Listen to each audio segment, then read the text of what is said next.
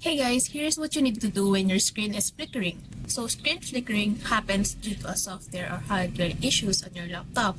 First thing you can do is you can unplug your charger from your socket and then shut down the laptop and then press power button for 20 to 40 seconds.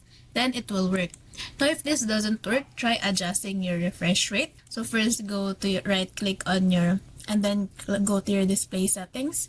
Once you're here, go to your advanced display. And then you'll see here you have a refresh rate.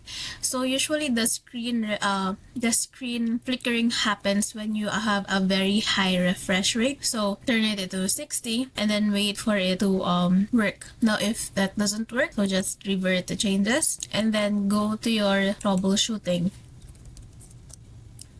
Click other troubleshooters and then go and find display. There should be a display here. Or you can run on Windows Update. Just click on run in here and then that's good. That's it guys. Thanks for watching.